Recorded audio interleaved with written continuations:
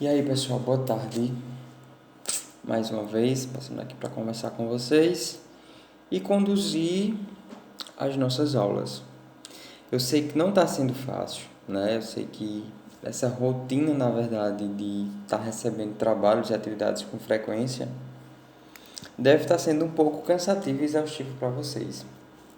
No entanto, não temos outra alternativa, senão continuar seguindo a rotina, né? Essa rotina de trabalho em que nós estamos nos aventurando dia a dia. Vamos continuar, tá? As nossas discussões, os nossos conteúdos. Hoje vou dar aula para vocês de filosofia, certo? Já terminando o nosso conteúdo. No entanto, eu estou sendo maleável com vocês também nessa questão de atividade. Eu lembro que na aula passada nós fizemos a live, eu não cobrei nada de vocês. Hoje eu vou cobrar só que vocês assistam um filme para que a gente converse sobre esse filme futuramente, certo? Ó, falei em aula e passei um trabalho também para vocês sobre conteúdo em relação a patrística e sobre escolástica, tá? Vou reiterando para a gente ir avançando no conteúdo. Nós tivemos, na verdade, alguns representantes dessas duas escolas filosóficas, a patrística e a escolástica. Reiterando, na patrística nós vimos quem? Santo Agostinho. Na escolástica nós vimos São Tomás de Aquino. É lógico que tem outros também, tá? Outros integrantes, outros filósofos que fazem parte dessas escolas. Quais são os apontamentos principais que podemos ter sobre a patrística, tá? Ela teve a sua, como eu disse a vocês, o principal representante é Santo Agostinho. Ela teve a sua plenitude, ou seja, o auge da filosofia patrística foi no século IV. Foi um período em que o cristianismo ele já era uma religião oficial. Já havia uma propagação muito intensa do cristianismo, certo? O grande pensador e o primeiro pensador, reitero, foi Santo Agostinho. E o nome mais importante da patrística, o nome mais citado, foi e continua sendo por conta das contribuições que Santo Agostinho deu para a filosofia cristã, certo? Ele foi professor de retórica, tá? A retórica é essa arte de falar bem, de saber se expressar através do discurso oral. E isso ele era muito bom, o que o tornou professor. Só que ele foi professor de retórica antes dele entrar no maniqueísmo. Lembro também que eu falei para vocês sobre o maniqueísmo. Professor, o que é o maniqueísmo? O maniqueísmo nada mais é do que o duelo, tá? Sobre essas duas vertentes, entre o bem e o mal. Como aqueles dois personagens que a gente vê muito em filme ou em desenho, né? O diabinho do lado e o anjinho do outro. Então, o maniqueísmo é esse duelo, essa existência entre o bem e o mal, que há esses dois pontos, tá? Então, ele seguiu o caminho do maniqueísmo depois que ele foi professor de retórica. Depois, Santo Agostinho, ele sai um pouco desse maniqueísmo, dessa dualidade entre bem e mal, mas ele continua os seus aprofundamentos sobre essas duas questões, tá? Sobre o Deus, sobre o bem, sobre o mal, certo? O Santo Agostinho ele vai trazer também para a gente as discussões sobre o livre-arbítrio. O que é esse livre-arbítrio?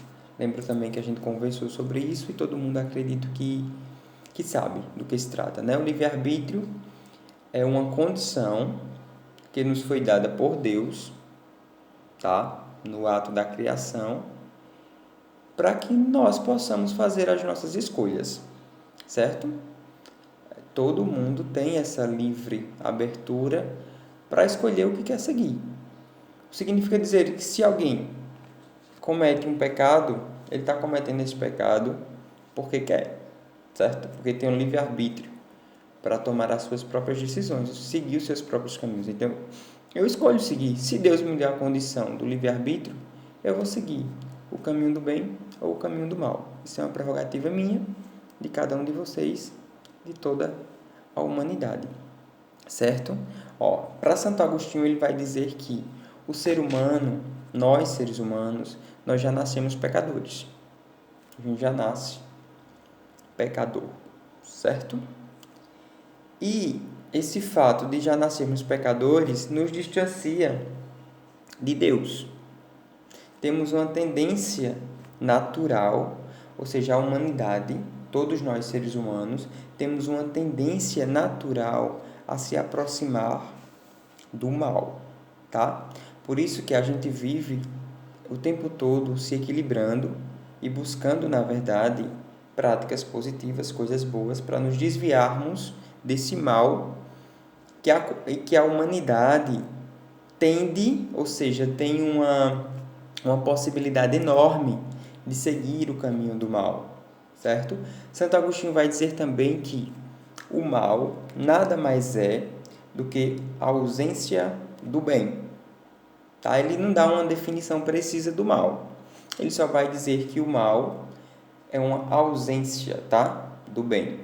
Uma pessoa que é mal significa dizer que ela é ausente do bem. Certo? Ele vai dizer que somente por meio da graça divina, somente por meio de Deus, é que a gente pode se afastar do mal. Mas ele vai dizer também que é necessário que o mal exista para que a gente tenha conhecimento de algo ruim, para que a gente se distancie de coisas ruins e dessa forma a gente consegue ascender, tá? A gente consegue crescer e evoluir como seres humanos através de nossas escolhas, certo? Então vou reiterar tudo que eu já disse. Santo Agostinho vai dizer que o ser humano, a humanidade já nasce pecador, tá?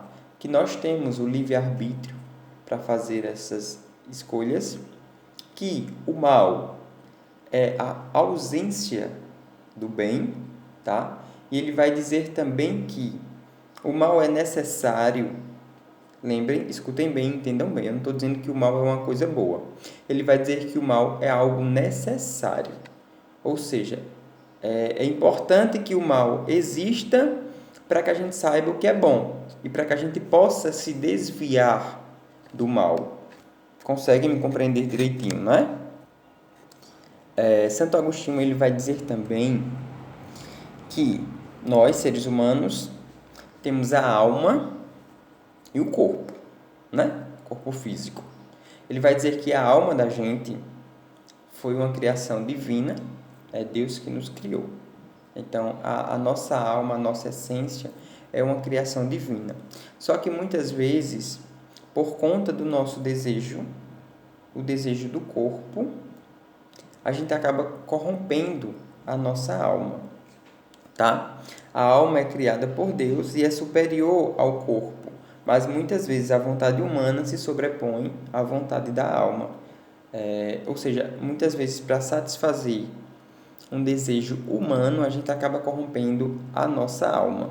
E por isso nos tornamos pecadores. Então, para ele, o que é uma pessoa pecadora? É uma pessoa que deixa-se corromper por algo ruim, certo? E só a graça divina pode nos salvar. Veja que Santo Agostinho, ele traz muito essa essência cristã, essa essência de que realmente tem alma e tem corpo, tá? Que realmente a gente precisa evoluir como pessoa, que a gente precisa se desviar do mal e praticar o bem, que só assim é que a gente consegue florescer e amadurecer e nos tornarmos pessoas melhores. Então vejam quantas contribuições bacanas e oportunidade também de conhecimento importantíssimo que a filosofia cristã, mediante Santo Agostinho, representante da patrística, nos traz. Certo? Conseguiram compreender tudo isso?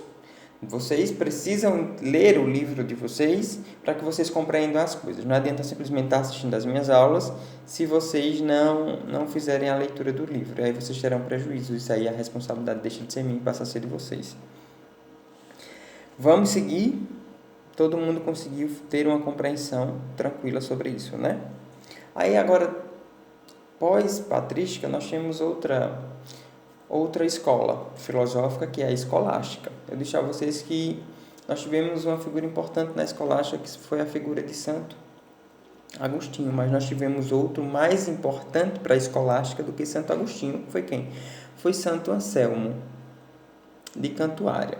Santo Anselmo, ele é considerado o primeiro pensador da escolástica, tá?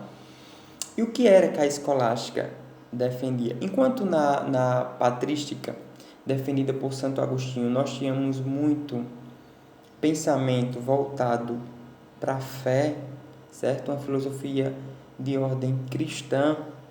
Na escolástica de Santo Anselmo e São Tomás de Aquino, nós teremos uma associação, vamos dizer assim, tá? Entre fé e razão. Os filósofos da escolástica, eles não desmerecem a fé. É como se eles agora buscassem unir, certo? Unir fé e razão. Mas eles sempre deixam claros que antes de chegarmos à razão, nós precisamos ter fé. Tem até um pensamento aqui de Santo Anselmo que ele vai dizer assim. Me permitam ler para os senhores. Anselmo associa estreitamente a fé e a razão. Ele vai dizer que a fé é primeira e a inteligência, que é a razão, é segunda. Não procuramos compreender para crer. Nós cremos para compreender e não compreenderíamos se não crêssemos desde o início. Ou seja, antes de chegarmos à razão, à inteligência, nós precisamos crer. Ou seja, se a gente crê, a gente está falando de fé, certo? Então, por aí nós vamos encerrar essa filosofia cristã da escolástica e vamos falar um pouco sobre o tomismo. O que foi o tomismo? O tomismo é justamente a filosofia cristã defendida e tendo como principal representante São Tomás de Aquino. Como eu disse, São Tomás de Aquino pertence também à escolástica, mas o pensador mais importante da escolástica foi quem? Santo Anselmo. E aqui no tomismo, nós temos como principal representante São Tomás de Aquino. O que é que eu posso dizer para vocês em relação a isso? Ele também, São Tomás de Aquino, é como se ele buscasse uma junção, tá? De tudo isso que a gente viu. Se aprofundando cada vez mais, mas dando continuidade a esse pensamento de que precisamos de fé, precisamos de inteligência, ou seja, de razão, mas que acima de tudo o que vem primeiro é a fé e depois é que nós vamos encontrar a razão, ou seja, a inteligência. Mas o que fez São Tomás efetivamente? Sem abandonar a primazia da fé diante da razão, ele vai valorizar o que as mentalidades representam e, sobretudo, distinguir. Ele foi muito influenciado por Aristóteles, por exemplo, e não deixa de conhecer o valor dos sentidos e do intelecto, ou seja, da razão, como fonte de conhecimento. Tá? Enquanto este transita do ideal para o real, ou seja, concebe a existência a priori de um ser que não admite ser pensado como não existente, ou ainda um ser do qual nada maior possa se pensar. São Tomás vai na direção contrária e defende a existência a posteriori de Deus, isto é, com base nos efeitos conhecidos da ação criadora de Deus. Vocês vão seguir também o conteúdo fazendo a leitura dessa querela dos universais, que essa querela nada mais é do que uma disputa, discussões universais, e a gente segue falando um pouquinho sobre a existência de Deus. Muito se questionou naquela época e os questionamentos eles se perduram, ou seja, eles se estendem até os dias de hoje, sobre a existência de Deus. Se Deus realmente existe, se Deus não existe, se Deus é apenas uma criação de religião. O que é que vocês acham a respeito disso? Todos vocês acreditam realmente na existência de Deus? Vocês acreditam que há realmente um ser supremo? Vocês acreditam em muitos deuses? Ou vocês acreditam em forças da natureza? Ou vocês não acreditam em nada? Lembrando que, como eu comentei com vocês na live da semana passada, é preciso a gente ter bom senso, certo? Eu, Juscelio, sou católico, apostólico, romano, vinculado à Igreja Católica. No entanto, o fato de eu ser um católico não diz que a minha religião é menos ou mais importante do que outra religião. Entendam, pelo amor de Deus, a ter tolerância. Tolerância é a gente respeitar a opinião dos outros, respeitar os dogmas, os costumes e as crenças das outras pessoas. Deixem de ser intolerantes. Precisamos tolerar. Não estou querendo dizer que vocês têm que concordar ou que vocês têm que gostar. Vocês precisam tolerar. É respeito, tá? É questão de pessoas evoluídas, de gente inteligente, de pessoas racionais. Certo? Eu discordo de muita coisa, mas é o meu ponto de vista e não pode ferir o ponto de vista de outra pessoa. Então, esses argumentos acerca da existência de Deus, eles vão se perdurar desde aquelas épocas passadas e continuam até hoje. Por que tantos questionamentos? Porque realmente não se consegue provar, tá? Sim, como uma lógica matemática, né? Mas, se a gente entender, buscar uma compreensão mais detalhada sobre a existência de Deus, nós teremos uma compreensão. Se começarmos a analisar quem nos criou, ou se nós temos uma alma quando o nosso corpo padece, para onde vai essa alma? Então, são questionamentos que às vezes vão nos levar à compreensão de que há um Deus, tá? Que tem algo que não se explica. Concordam comigo que tem coisas que a gente não consegue explicar? Se realmente há uma vida após a morte. Por exemplo, é estranho, né? Dizer morreu e nós não somos. Se a gente compara, vejam bem, se a gente compara a nossa mente, né? Eu estou aqui, eu tenho lembranças de tudo que eu vivi ao longo da minha vida, e todo mundo tem. Então, supondo que alguém chegue a falecer, aí é como se fosse um computador, aquela pessoa vai ser simplesmente desligada, ou essa pessoa a alma vai sair desse corpo, que, como a gente já viu, a alma é algo dada por Deus, né? Segundo os ensinamentos da filosofia antiga. E essa alma vai para onde? Tá? Então, é como se, de fato, esses questionamentos nos remetem a Deus.